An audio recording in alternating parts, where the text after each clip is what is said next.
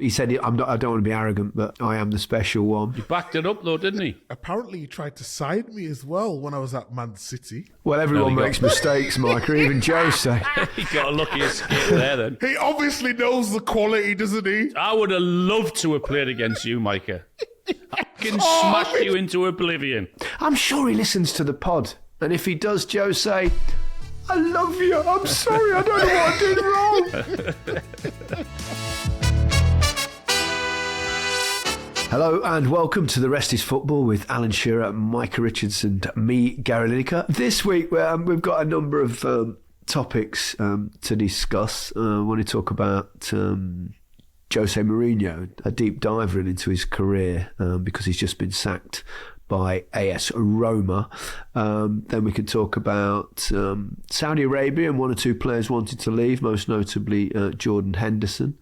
The possible punishments for Everton again and Nottingham Forest, and hopefully talk a little bit about the Africa Cup of Nations at the end. But let's start with Jose Mourinho. I mean, a remarkable coach, the special one, of course. He was fired by Roma. We mentioned him, didn't we, on the podcast earlier in the week, after his 2 red cards in the space of just, I think, 4 days. And I mean, whatever you say about Jose, and obviously I told you the story about, I think we fell out because he stopped texting me. Has he not been in touch? He's not, actually.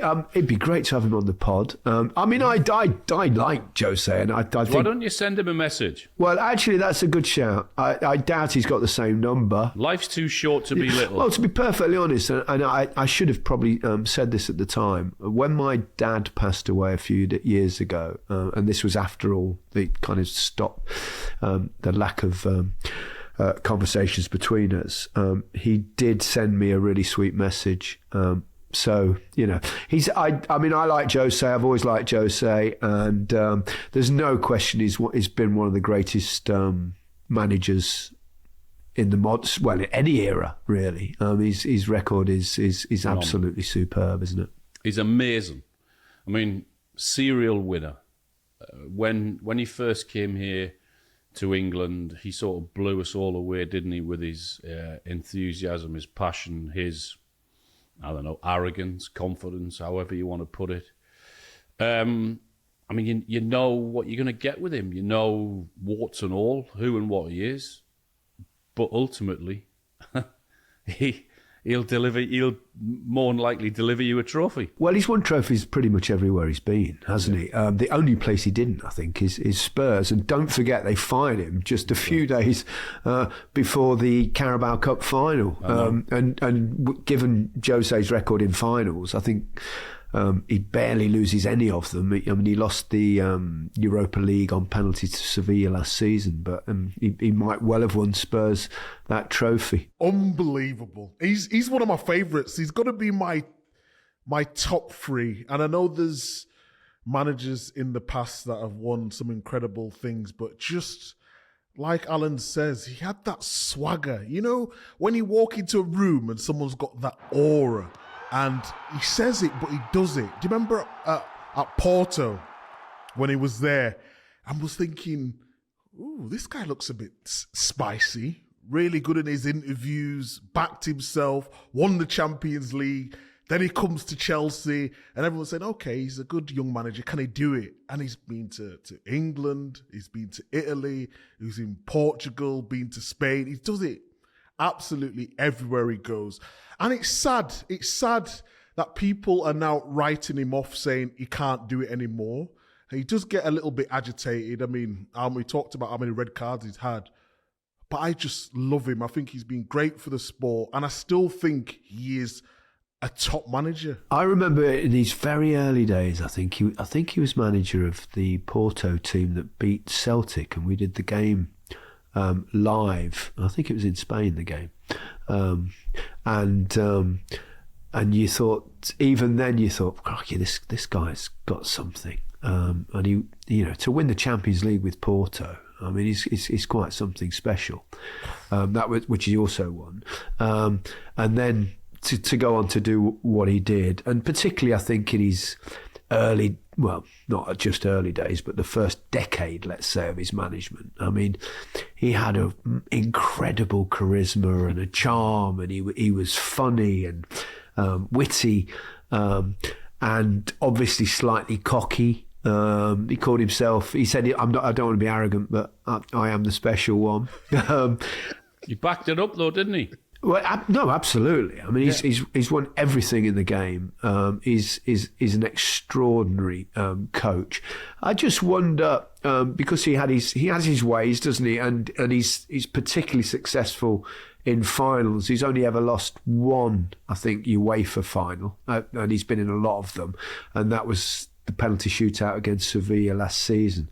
And I remember even in the conference, which he won 2 years ago with Roma, in the semi-final, when Leicester drew Roma, and we were going, because three of my boys are Leicester fans, and we were all going, "Oh God, it's going to happen." I mean, how the hell are we going to get past, a Roma side? Even though Leicester were a really good team at the time, but you just knew it would be difficult.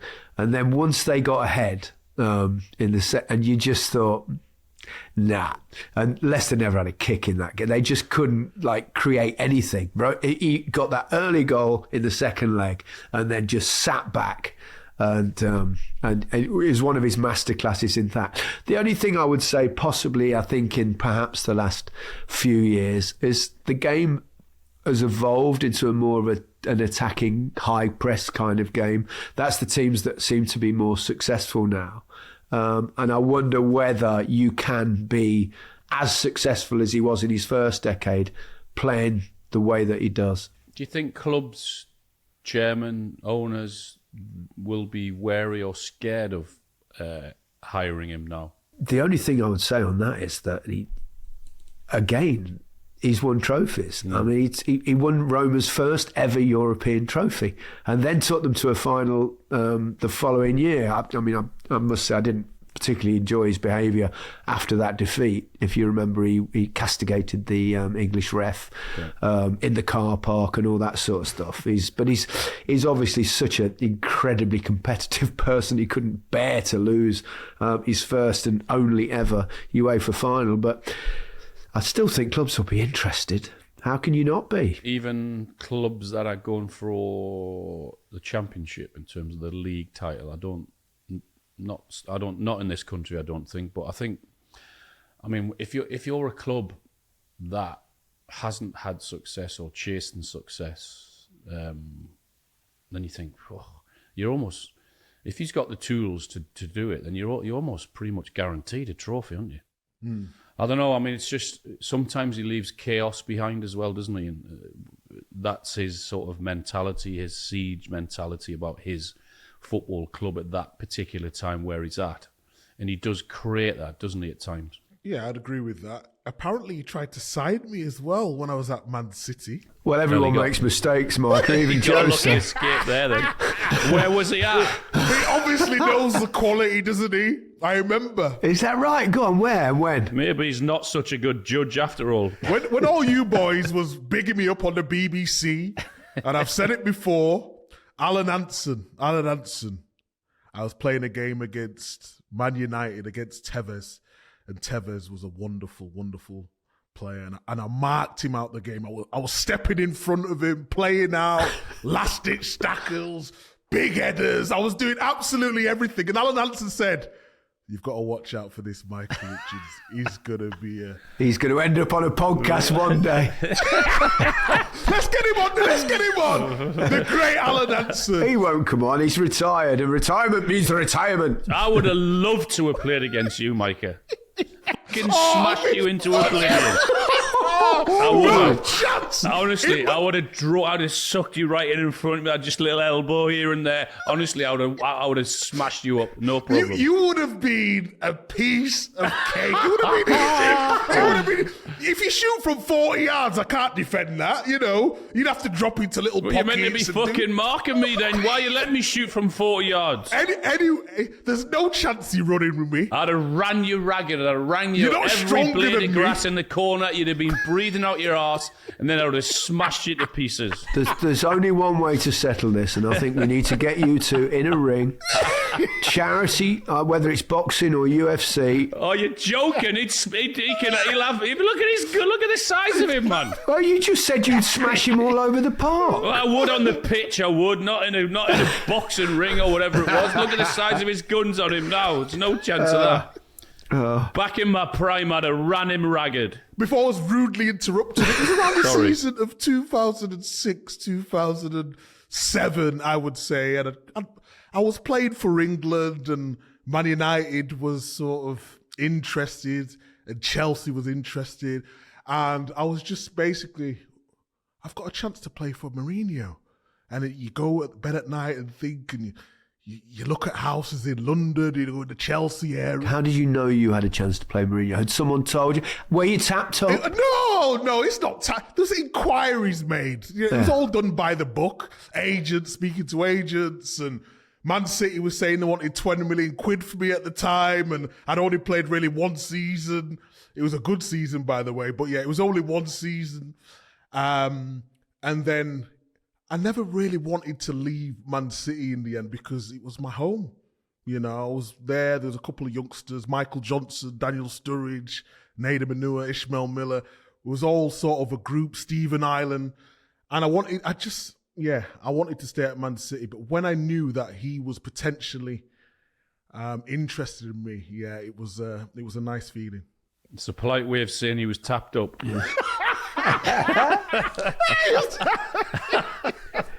He had that remarkable record, didn't he, that he didn't lose a home game for about 1 million years. Yeah. Wow.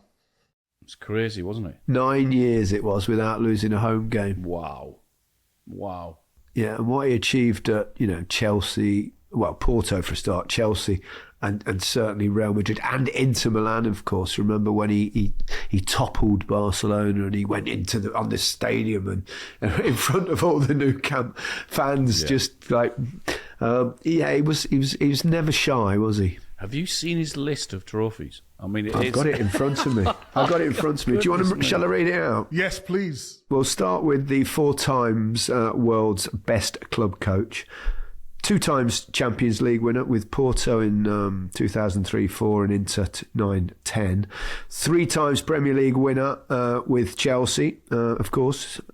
FA Cup winner with Chelsea. 4 League Cups, 3 with Chelsea, 1 with Manchester United. 2 Italian Serie A championships with Inter. Italian Cup winner, Italian Super Cup winner. La Liga winner with Real Madrid. Spanish Cup winner with Real Madrid and Super Cup. Europa League winner with Manchester United. UEFA Cup winner with Porto. Conference League winner with Roma. Portuguese League twice with Porto, Portuguese Cup and the Portuguese Super Cup. It's not bad, is it? Wow. Not bad. Here's us saying, do you think clubs would take him? I mean, and that 77 home game unbeaten in the Premier League for a while, which was... It's extraordinary, isn't it?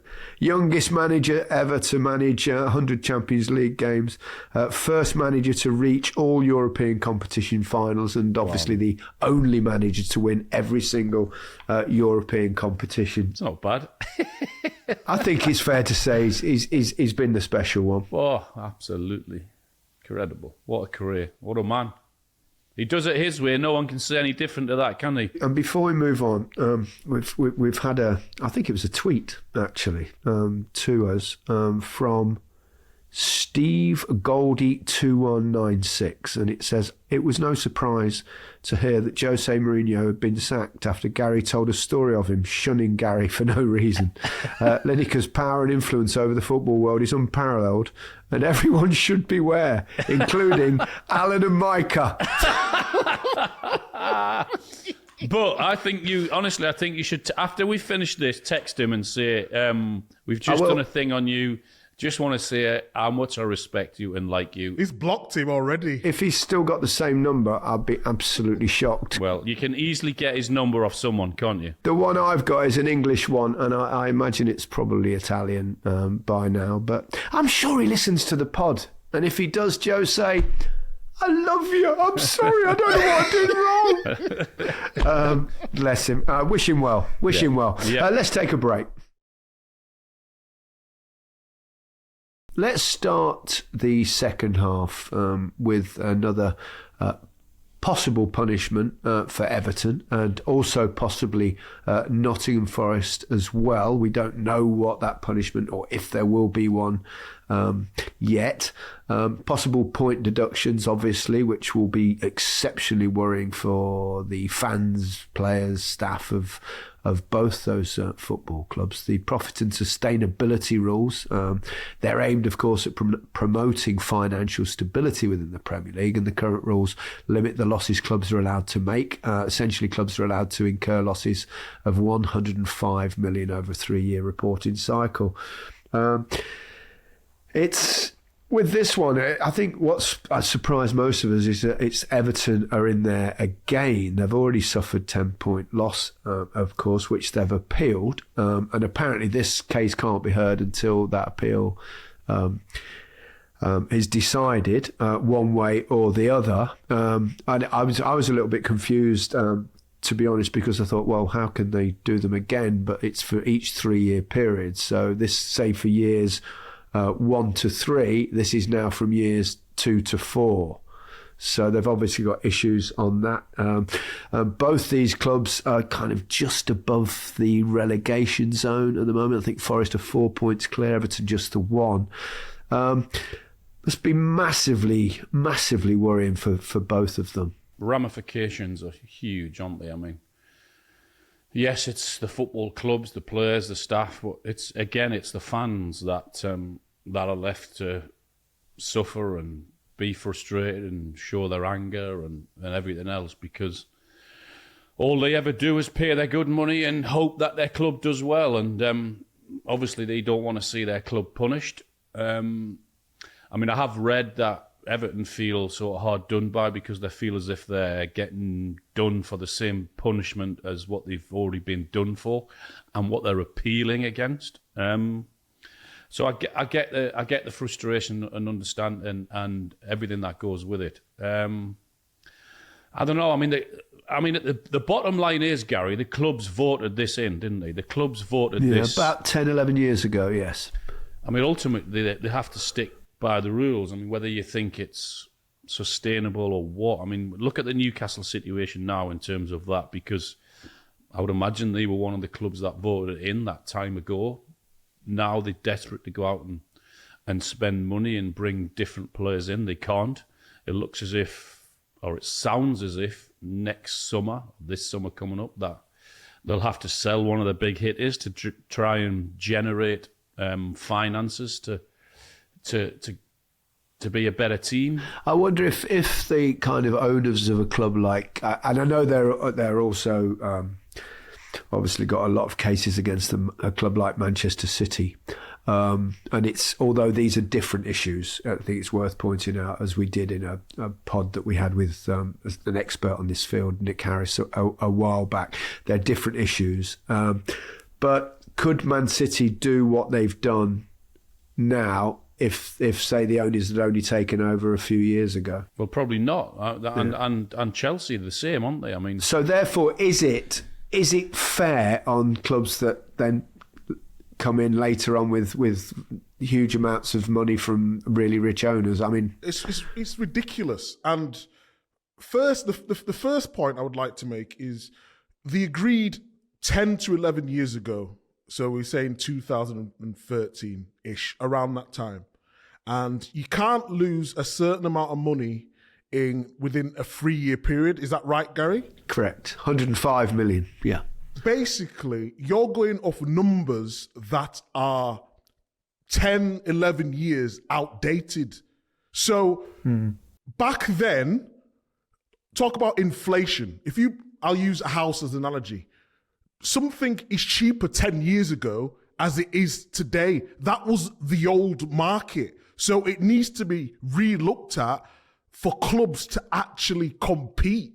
So if it's 100 mil 10 years ago, 100 mil 10 years ago is like 200 million today. And I understand the reasons why they wanted to bring something to safeguard the clubs, and it was sort of a fairer way of doing it. But you tell me how a team that, like Luton, who come up and have to compete with the likes of the big six, say, when their revenue and their commercial revenue is way greater, and the players that they have already is way greater, how are they supposed to compete with the rest? It makes zero sense to me. I can't get my head around it at all. It makes the club like Newcastle.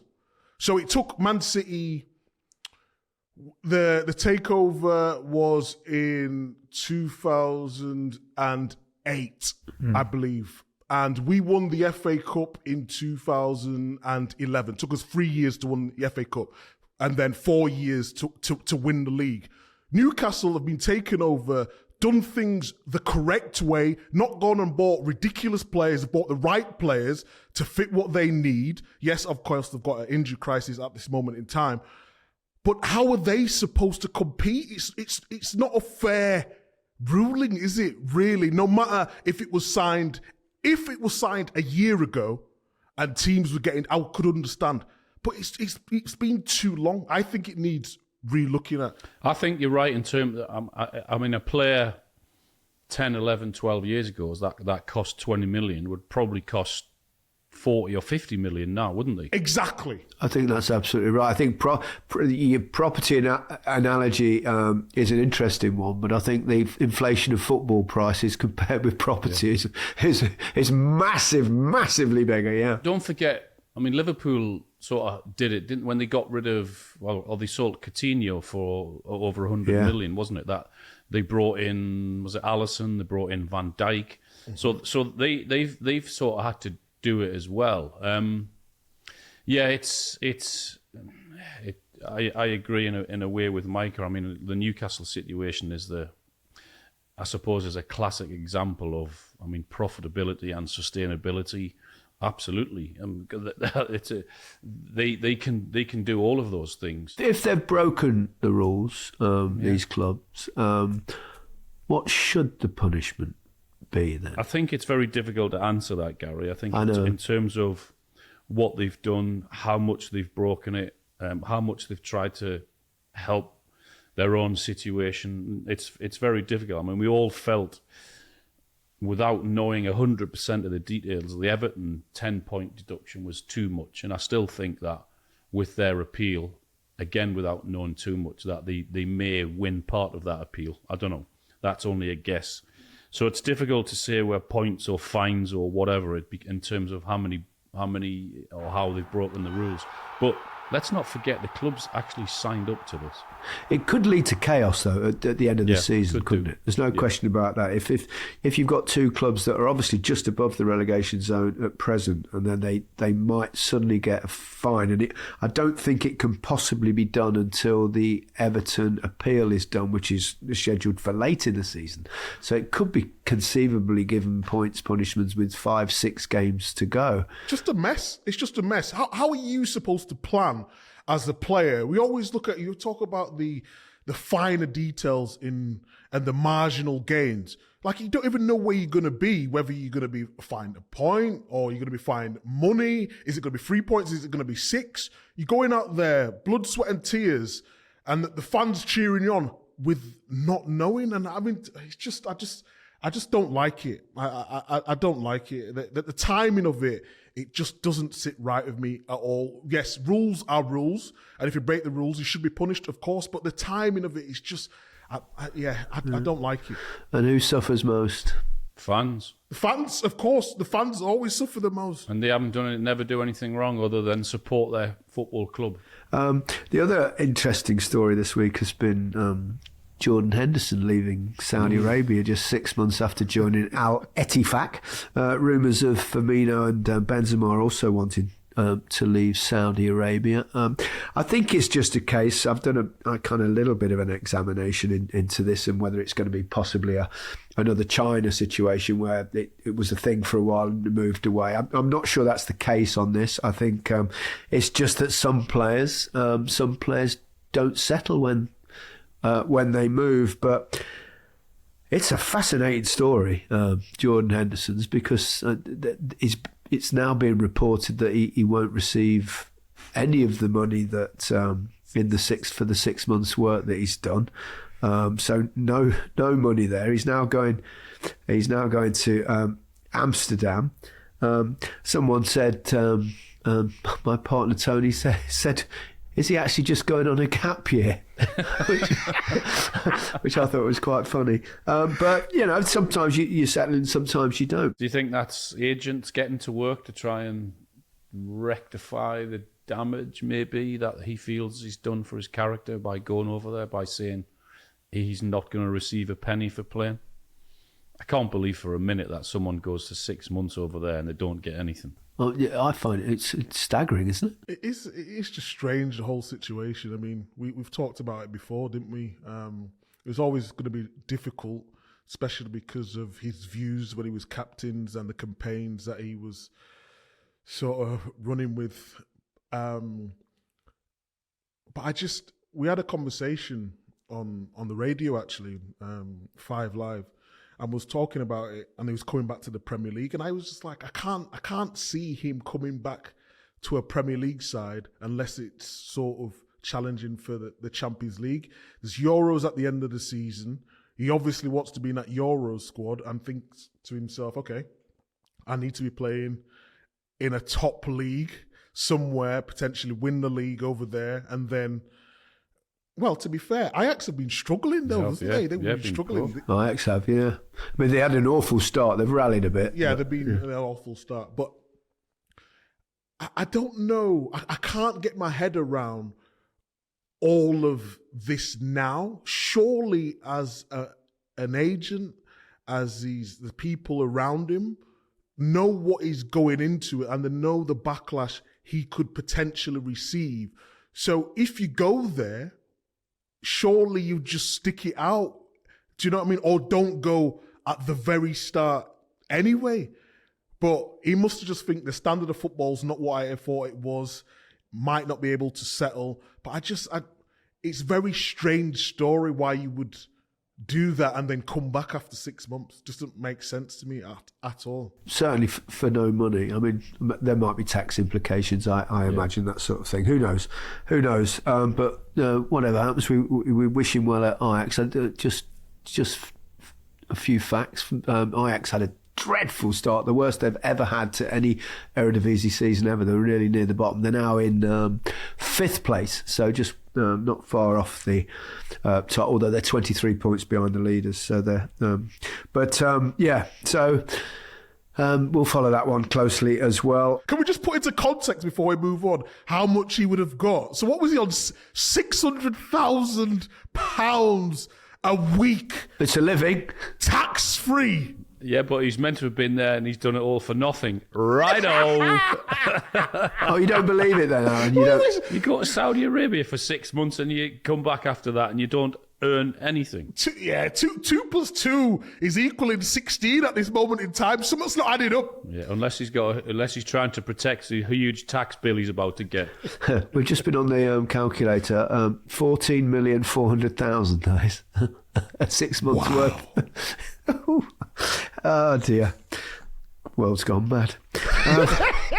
Speaking of the world, the Africa Cup of Nations has been taking place. I've watched quite a few games actually, and it started really well because the 1-2 years ago there were a hell of a lot of 0-0s. And lots of games settled on penalties. I know it's only the group stage anyway. It's only just started the last few days. But a lot of the big teams have struggled, actually. Nigeria only got a draw with Equatorial Guinea. And Osimhen scored the goal and then missed a good chance, actually, towards the end. Egypt drew with Mozambique. Mozambique were 2-1 up. And Mo Salah got a penalty in pretty much the last kick of the game, which if you've not seen it hit the post and it was as tight as you could. In fact, you could say it's the most unsavable penalty possible because you know what's mad about that? Before you move on, it's just everyone goes goal and assist for Salah as well. The assist, he shanked the shot. He shanked the shot, and then his penalty. look, you still got to put it away, but he did shank the assist. He did, but, he's human. He is human. I saw Morocco play. They won. They actually won quite comfortably, and so did the defending champions, Senegal. So we'll monitor that. The Asia Cup also is going on at the moment, and we'll discuss that as it goes throughout. We'll keep an eye on all these competitions. The Africa Cup of Nations has definitely grown in terms of its interest, hasn't it? I think over the last decade. You ever get out, by the way? Not the way I'm feeling, Alan. Oh, no, right, I've been okay. stuck I was at going home. to say, when was the last time you had some fresh air? I take the dog out still. Oh, right, okay. I take I can't not take the boy out. He just looks at me all the time. Keeps patting me on the leg. Oh, Dad, any chance? Any chance of walk? Which he does about every minute of the day, even 2 minutes after he's just been for a walk. Anyway, that's it for today. But before we say goodbye, we have a quick stat for you that you can find more about in today's newsletter. The Premier League is currently on track to break last season's goals per game record that began in 1992. We're seeing more goals than ever before, but out of all the goals ever scored in the Premier League, our very own Alan Shearer has scored almost 1% of them. What about Honest that? to God, why is it all about Alan? It's a good mention, Micah. It's a good mention. Do you ever go to sleep at night, Alan? Just think, I'm the fucking man, Every night, Micah, he does. Every single night. 260 Premier League goals. You know when you're at home and you're just thinking about it. If someone's getting you down or someone's not going the right way, you just think. Micah, what's your percentage, do you reckon? Dear. I'm only kidding. For more stats like that and the best football stories each week, sign up to the newsletter at therestisfootball.com. And of course, it's completely free. Have a great weekend, and goodbye from me. Goodbye from me. Goodbye from me. Have a good weekend.